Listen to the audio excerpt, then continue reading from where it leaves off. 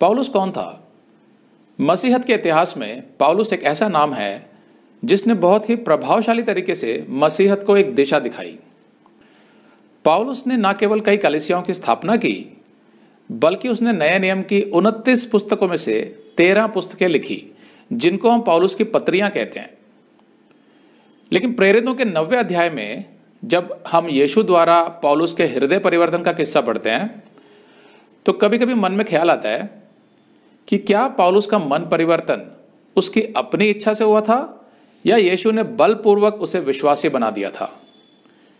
क्योंकि पौलुस तो मसीह का और मसीहियों का भरसक विरोध करता था। अब अगर यीशु ने अपने सामर्थ्य से बलपूर्वक उसे विश्वासी बना दिया था, मतलब अपने सामर्थ्य से उसका उद्धार कर दिया था, तो फिर यीशु संसार के बाकी सभी लोगों को भी उसी तरह क्यों नहीं बदल देता, भले ही वे किसी भी धर्म के क्यों ना हो? क्योंकि इस तरह तो फिर सबका उद्धार हो सकता है। तो इसको समझाने के लिए मैं पहले आपको पौलुस की थोड़ी सी भूमिका दे देता हूं। पौलुस की पहचान क्या थी? पौलुस अपने बारे में कहता है फिलिपियों के 3:5 में, 8वें दिन मेरा खतना हुआ, इज़राइल के वंश और बिन्यामीन के गोत्र का हूं, इब्रानियों का इब्रानी हूं, हिब्रू ऑफ हिब्रूस। व्यवस्था के विषय में यदि कहो तो फरीसी हूं। प्रेरितों का 23:6। तब पौलुस ने यह जानकर कि कितने सदूकी और कितने फरीसी हैं, सभा में पुकार कर कहा, हे भाइयों, मैं फरीसी और फरीसियों के वंश का हूं, फैरिसी ऑफ फैरिसीज। तो इन आयतों से पता चलता है कि पौलुस, जिसका नाम पहले शाऊल था, वो एक अव्वल दर्जे का इब्रानी और फरीसी था। और इतिहास बताता है कि पौलुस ने गमलियाल नामक एक माननीय रब्बी के अधीन रहकर शास्त्रों की शिक्षा ली थी, जिसके विषय में प्रेरितों के 5:34 में लिखा है। पौलुस का चरित्र कुछ यूं था कि उसने न केवल शास्त्रों का अर्थात पुराने नियम का अच्छा ज्ञान प्राप्त किया था, बल्कि वो एक अच्छा यहूदी भी था जो मूसा के नियमों का आदर करता था और उन पर चलता था। पौलुस पूरे मन से यहोवा परमेश्वर पर विश्वास करता था और मानता था कि यहूदी परमेश्वर के चुने हुए लोग हैं। पौलुस एक यहूदी था, लेकिन वो रोमी नागरिक भी था जो तरसुस नामक एक बड़े नगर में रहता था। तरसुस यरूशलेम से लगभग 350 मील की दूरी पर था। अब पौलुस तो गमलियाल का शिष्य था जो यरूशलेम में था, तो संभव है कि यीशु के जीवन काल में पौलुस अक्सर यरूशलेम आता जाता था गमलियाल से शिक्षा लेने के लिए। तो जाहिर है उसने यीशु के बारे में लोगों से सुना भी होगा। यह भी संभव है कि उसने कभी यीशु को देखा भी हो, लेकिन फिर भी वो यही सोचता था कि यीशु कोई पाखंडी है और जितने भी यहूदी यीशु पर विश्वास कर रहे हैं वे सब भ्रम में पड़ गए हैं। तो पौलुस को लगता था कि यीशु यहूदियों को यहोवा परमेश्वर के दिए हुए नियमों से भटका रहा है और उन्हें यहोवा से दूर ले जा रहा है। इसीलिए वो यीशु और उसके अनुयायियों से नफरत करता था और चाहता था कि यीशु के नाम से चलने वाले इस गलत धर्म का, जिसको पंथ द वे के नाम से जाना जाता था, उसका अंत कर दिया जाए। तो प्रेरितों के 9:1 में हम पढ़ते हैं, और शाऊल अर्थात पौलुस, जो अब तक प्रभु के चेलों को धमकाने और घात करने की धुन में था, महायाजक के पास गया और उससे दमिश्क की आराधनालयों के नाम पर इस अभिप्राय की चिट्ठियां मांगी कि क्या पुरुष क्या स्त्री जिन्हें वह इस पंथ पर पाए उन्हें बांधकर यरूशलेम में ले आए। पौलुस नहीं चाहता था कि ये मसीही अलग अलग जगहों पर जाकर दूसरे यहूदियों को इस गलत धर्म की शिक्षाओं से प्रभावित करें। इसीलिए वो उन्हें बंदी बनाकर यरूशलेम के जेल में डाल देना चाहता था। तो यहां पर 2 बातें थी। पहला, पौलुस अपने परमेश्वर यहोवा से बहुत प्रेम करता था, इसीलिए उससे यह सहन नहीं हो रहा था कि यीशु नाम का कोई पाखंडी यहूदियों को सच्चे परमेश्वर से दूर ले जा रहा है। इसीलिए वो यहूदियों को उस अपधर्म से बचाकर वापस यहोवा के पास लाने के लिए कोई भी खतरा उठाने को तैयार था। दूसरे शब्दों में कहें तो पौलुस सच्चे मन का व्यक्ति था जो अपने स्वार्थ के लिए नहीं बल्कि परमेश्वर के लिए यह सब कर रहा था। दूसरा, बहुत से यहूदियों की तरह पौलुस भी यही मानता था कि यीशु यहूदियों से झूठ बोल रहा है कि वो उनका मसीहा है। तो फिर आगे क्या हुआ? प्रेरितों का 9:3, परंतु चलते चलते वह दमिश्क के निकट पहुंचा तो एकाएक आकाश से उसके चारों ओर ज्योति चमकी और वह भूमि पर गिर पड़ा और यह शब्द सुना कि हे शाऊल, तू मुझे क्यों सताता है? उसने पूछा, हे प्रभु, तू कौन है? तो उसने कहा, मैं यीशु हूं जिसे तू सताता है। तो सबसे पहली बात तो यह है कि यहां पर पौलुस सीधे तरीके से तो यीशु को नहीं सता रहा था, क्योंकि यीशु का तो स्वर्गारोहण हो गया था। तो वो किसको सता रहा था? मसीहियों को, कलीसिया को, चर्च को, जो यीशु के लोग हैं। तो यीशु यहां उसको समझा रहा था कि अगर तू मेरे लोगों को यानी मसीहियों को सता रहा है, इसका मतलब तू मुझे सता रहा है, क्योंकि वो मेरी ही देह है, द बॉडी ऑफ क्राइस्ट। परंतु अब उठकर नगर में जा और जो कुछ करना है वह तुझसे कहा जाएगा। तो यीशु ने सीधे सीधे उसको बोल दिया कि तू अब तक सता रहा था, अब तू उठकर नगर में जा और जो कुछ तुझे करना है वो तुझे बता दिया जाएगा। जो मनुष्य उसके साथ थे वे चुपचाप रहे, क्योंकि शब्द तो सुनते थे वे, परंतु किसी को देखते ना थे। उनको कुछ दिखाई नहीं दिया, लेकिन कुछ शब्द सुनाई दिया। तब शाऊल भूमि पर से उठा, परंतु जब आंखें खोली तो उसे कुछ ना दिखाई दिया, मतलब वो अंधा हो गया। और वे उसका हाथ पकड़ के दमिश्क में ले गए और वह 3 दिन तक ना देख सका और ना खाया और ना पिया। तो आगे का किस्सा कुछ यूं है, प्रेरितों का 9:10 में, दमिश्क में हनन्याह नाम का एक चेला था। उससे प्रभु ने दर्शन में कहा, हे हनन्याह। उसने कहा, हाँ प्रभु।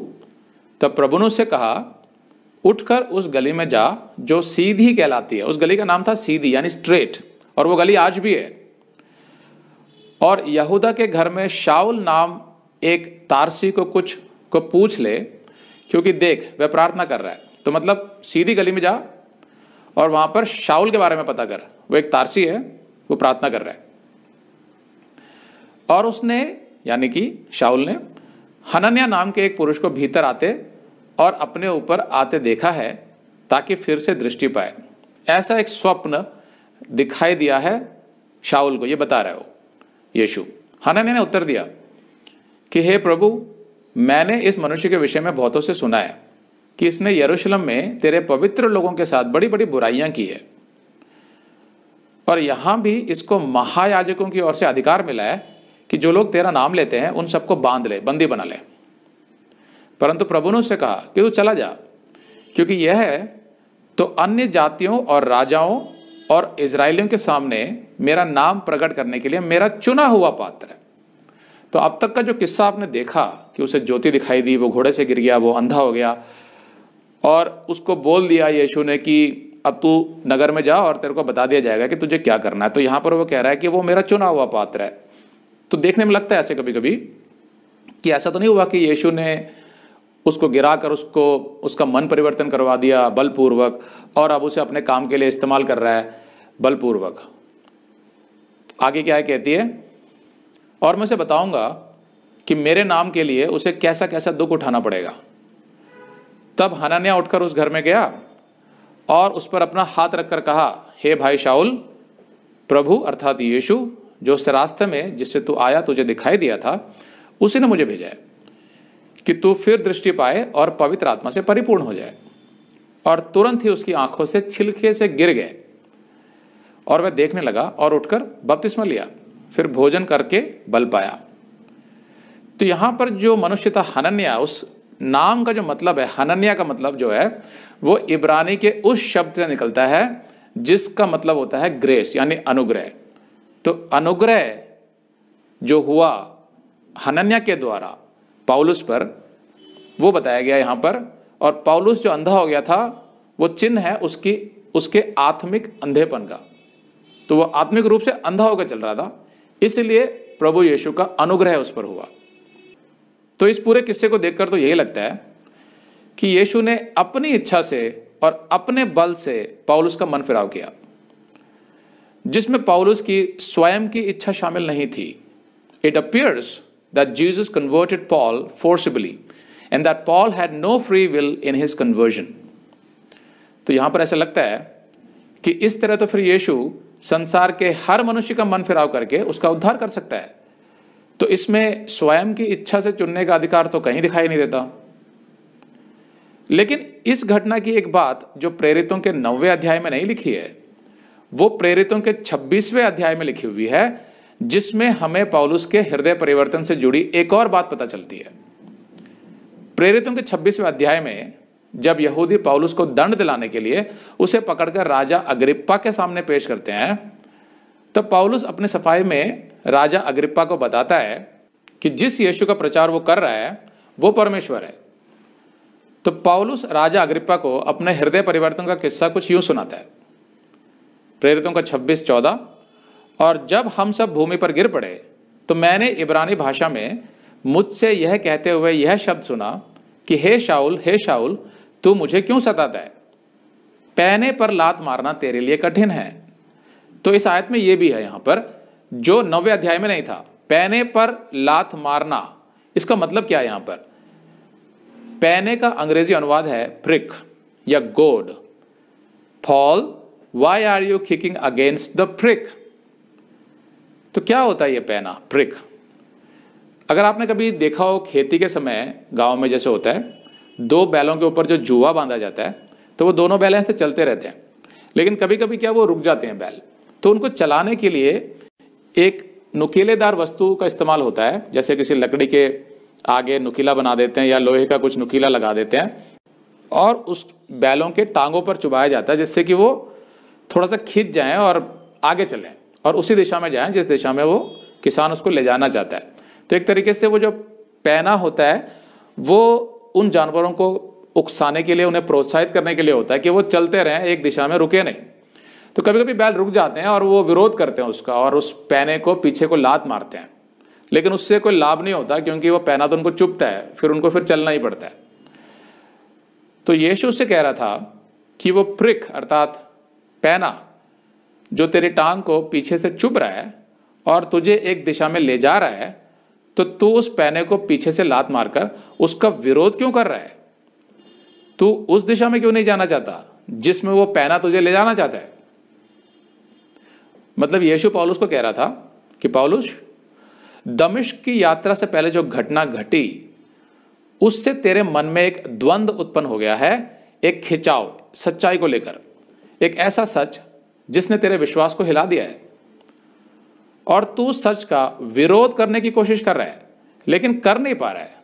दूसरे शब्दों में यीशु पौलुस को समझा रहा था कि पौलुस, तुझे सच साफ साफ दिखाई दे रहा है, फिर तू उसका विरोध क्यों कर रहा है? तो क्या था वो सच जिसका पौलुस विरोध करने की कोशिश कर रहा था? पैने को उल्टा लात मार के। पिन्तेकुस्त के दिन जब पवित्र आत्मा स्थायी रूप से पृथ्वी पर उतर आया तो पतरस के संदेश देने पर 3000 लोगों का उद्धार हुआ और कलीसिया की स्थापना हो गई, the inauguration of the church. धीरे धीरे यरूशलेम में मसीहत बढ़ने लगी, जिससे बहुत से यहूदी मसीहत का विरोध करने लगे अपने धर्म को बचाने के लिए, जो मूसा के नियमों पर चलते थे। तब स्तिफनुस नाम का एक शिष्य जो यीशु के प्रेरितों का सहयोगी था, वो चमत्कारों और चिन्हों के द्वारा लोगों को यीशु के मसीहा होने का सबूत दे रहा था। इस पर कई प्राचीन और शास्त्री भड़क गए और वे स्तिफनुस से वाद विवाद करने लगे। लेकिन प्रेरितों के 6:10 में लिखा है, परंतु उस ज्ञान और उस आत्मा का जिससे स्तिफनुस बातें करता था वे सामना ना कर सके। कौन? ये प्राचीन और शास्त्री। मतलब स्तिफनुस तो पवित्र आत्मा से भरा हुआ था, इसलिए कोई शास्त्री उसके तर्क का जवाब नहीं दे पाया क्योंकि वो एकदम सच बोल रहा था स्तिफनुस। लेकिन क्या उन शास्त्रियों ने उस सच को स्वीकार किया? नहीं किया। स्तिफनुस ने महायाजक और शास्त्रियों के सामने इब्राहिम के समय से लेकर इजरायलियों का सारा इतिहास दोहराया कि किस तरह मूसा इजरायलियों को मिस्र देश से निकाल कर लाया और यहोशू उन्हें वाचा की भूमि तक ले गया, अर्थात कनान देश में, जहां आगे जाकर इजराइल देश स्थापित हुआ, जिसमें यहोवा परमेश्वर ने कई भविष्यद्वक्ताओं को भेजा इजराइल का मार्गदर्शन करने के लिए। तो उन भविष्यद्वक्ताओं ने मसीहा के आने के विषय में भी कई भविष्यवाणियां की, लेकिन इजराइल ने उन भविष्यद्वक्ताओं की बात नहीं मानी और उन्हें मरवा दिया। लेकिन उन भविष्यद्वक्ताओं की भविष्यवाणियां सच्ची थी, इसीलिए उनके कहे के अनुसार मसीहा ने इजराइल में जन्म लिया और उसका नाम यीशु था, जिसको यहूदियों ने क्रूस पर लटवाकर मरवा दिया। प्रेरितों का 7:54 कहता है, ये बातें सुनकर वे अर्थात महायाजक और शास्त्री जल गए और स्तिफनुस पर दांत पीसने लगे, क्योंकि उनके मन कठोर थे, वो बहुत गुस्सा हो गए। परंतु स्तिफनुस ने पवित्र आत्मा से परिपूर्ण होकर स्वर्ग की ओर देखा और परमेश्वर की महिमा को और यीशु को परमेश्वर की दाहिनी ओर खड़ा देखा और कहा, देखो मैं स्वर्ग को खुला हुआ और मनुष्य के पुत्र को परमेश्वर के दाहिनी ओर खड़ा हुआ देखता हूं। तो यीशु जो था वो खड़ा हो गया था उसके सम्मान में, स्टैंडिंग ओवेशन, कि मेरा दास मेरे लिए क्या कर रहा है। तब उन्होंने बड़े शब्द से चिल्लाकर कान बंद कर लिए यहूदियों ने, और एक चित्त होकर उस पर झपटे और उसे नगर के बाहर निकालकर पत्थरवाह करने लगे, और गवाहों ने अपने कपड़े उतार कर रखे। तो यहां पर जो लिखा है गवाहों ने अपने कपड़े उतार रखे, ये आयत यहां पर पूरी नहीं है, क्योंकि अंग्रेजी अनुवाद में लिखा है, and the witnesses laid down their clothes at a young man's feet whose name was Saul. मतलब गवाहों ने अपने कपड़े एक युवक के कदमों में उतार कर रखे जिसका नाम शाऊल था। यह है पूरी आयत। मतलब स्तिफनुस पर पत्थरवाह करने से पहले उन्होंने अपने कपड़े उतारकर शाऊल के पास रख दिए थे रखवाली करने के लिए। शाऊल जो आगे जाकर पौलुस कहलाने लगा। तो 49वीं आयत में लिखा है, और वे स्तिफनुस को पत्थरवाह करते रहे और वह यह कहकर प्रार्थना करता रहा स्तिफनुस कि हे प्रभु यीशु मेरी आत्मा को ग्रहण कर। फिर घुटने टेकर ऊंचे शब्द से पुकारा, हे प्रभु यह पाप उन पर मत लगा, और यह कहकर सो गया, मतलब मर गया वो। और शाऊल उसके वध में सहमत था। सब कुछ देख रहा था वहां पर शाऊल खड़ा हुआ, और वो वध में सहमत भी था। तो यहां जो लिखा है कि शाऊल अर्थात पौलुस जो लोगों के कपड़े संभाल रहा था, वो स्तिफनुस के वध से सहमत था। मतलब ये कि पौलुस जो एक माना हुआ फरीसी और शास्त्री था, जिसको पुराने नियम के शास्त्रों का अच्छा ज्ञान था, वो भी उस सभा में स्तिफनुस का पूरा तर्क सुन रहा था। लेकिन इतना ज्ञानी होने के बावजूद भी वो स्तिफनुस के तर्क का कोई जवाब नहीं दे सका, क्योंकि स्तिफनुस पवित्र आत्मा के सामर्थ्य से एकदम सच बोल रहा था। तो खामोश रहा शाऊल पूरी सभा में, कोई जवाब नहीं दिया उसने। तो हालांकि पौलुस भी बाकी शास्त्रियों की तरह स्तिफनुस के वध से सहमत था कि स्तिफनुस यीशु के नाम से गलत प्रचार कर रहा है, लेकिन कहीं ना कहीं वो अपने मन में समझ रहा था कि स्तिफनुस सच बोल रहा था। खासकर जब स्तिफनुस ने मरने से पहले प्रार्थना की कि हे प्रभु यह पाप उन पर मत लगा, तो कहीं ना कहीं पौलुस का जो हृदय था वो छिद गया था कि उसने ये भी देखा था कि 3000 लोग एक ही संदेश से उद्धार में चले गए थे, और जितनी बातें स्तिफनुस ने बोली वो सब उसके हृदय में छिद गई थी कहीं ना कहीं पर। इसीलिए मन में वो उसका विरोध नहीं कर पाया स्तिफनुस का। तो यही वो घटना थी जिसके विषय में यीशु ने पौलुस से कहा था, जब पौलुस को यीशु एक बहुत बड़ी ज्योति के रूप में दिखाई दिया था दमिश्क के मार्ग पर, जैसा पौलुस ने बताया प्रेरितों के 26-14 में, कि पैने पर लात मारना तेरे लिए कठिन है। मतलब यीशु से कह रहा था कि हे पौलुस तू जान गया है कि जो कुछ स्तिफनुस ने कहा वो सच है, फिर तू अपने मन में उन बातों का विरोध क्यों कर रहा है? मैं जानता हूं कि तेरा मन बदल गया है और तुझे मेरे मसीहा होने की सच्चाई पर विश्वास हो गया है, फिर तू अपने मन के विरुद्ध क्यों जा रहा है? तेरी भलाई इसी में है कि तू अब उसी दिशा में चल जहां तेरा मन तुझे ले जा रहा है, क्योंकि पैने पर लात मारना तेरे लिए कठिन है। तो आपने देखा कि यीशु ने पौलुस का मन उसकी इच्छा के विरुद्ध बलपूर्वक नहीं बदला था, बल्कि पौलुस का मन स्तिफनुस के तर्क से ही बदल गया था, क्योंकि स्तिफनुस पवित्र आत्मा में बोल रहा था। लेकिन पौलुस का जो इतना पक्का विश्वास था अपने यहूदी धर्म में, वो कहीं ना कहीं उसका अहंकार बन गया था। इसीलिए सच जानने के बाद भी पौलुस अपने अहंकार से उस सच को दबाना चाह रहा था। इसलिए प्रेरितों का 8:1 कहता है, उसी दिन यरूशलेम की कलीसिया पर बड़ा उपद्रव होने लगा और प्रेरितों को छोड़ सबके सब यहूदिया और सामरिया देशों में तितर बितर हो गए, सब भाग गए इधर उधर। कौन कर रहा था ये उपद्रव? शाऊल कलीसिया को उजाड़ रहा था और घर घर घुसकर पुरुषों और स्त्रियों को घसीट घसीट कर बंदीगृह में डालता था। तो सच्चाई जो है कहीं ना कहीं पर पौलुस के हृदय में घुस गई थी, उसके हृदय को छेद दिया था। लेकिन उसको दबाने की कोशिश में पौलुस सताव करने लगा मसीहियों पर। उसको कहीं डर हो गया कि कहीं ना कहीं अगर यीशु ही सच्चा मसीहा निकला तो मैं जो विश्वास करता हूँ वो तो गलत साबित हो जाएगा। इसलिए उस सच को दबाने के लिए उसने ये सब शुरू कर दिया। तो निष्कर्ष क्या निकलता है इससे? पौलुस का मन फिराव उसकी अपनी इच्छा से ही हुआ था, यीशु ने बलपूर्वक नहीं किया था। अब जैसे ही पौलुस ने यीशु की सच्चाई को स्वीकार कर लिया दमिश्क के मार्ग पर, तो उसका उद्धार हो गया, क्योंकि मन तो उसका पहले ही फिर गया था। लेकिन उद्धार होने के बाद उसने क्या किया, यह जानना महत्वपूर्ण है। प्रेरितों का 9:20 से 22 कहता है, और वह तुरंत आराधनालयों में यीशु का प्रचार करने लगा कि वह परमेश्वर का पुत्र है। मतलब एक तरफ तो वो कलीसियाओं पर उपद्रव कर रहा था, मसीहियों को बंदीगृह में डाल रहा था, सताव कर रहा था इतनी बुरी तरीके से, लेकिन जैसे ही उसने सच को स्वीकार कर लिया जो उसके मन में पहले ही घुस गया था, लेकिन यीशु से जैसे उसकी मुलाकात हुई दमिश्क के मार्ग पर बहुत बड़ी ज्योति के रूप में, उसने समर्पण कर दिया और उसने कहा प्रभु तू ही सच है। उसके बाद वो तुरंत यीशु का प्रचार करने लगा। कितना बड़ा परिवर्तन एकदम से आया उसमें।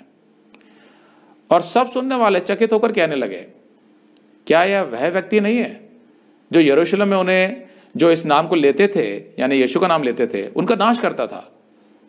और यहां भी इसीलिए आया था कि उन्हें बांधकर महायाजकों के पास ले जाए, मसीहियों को बांधकर।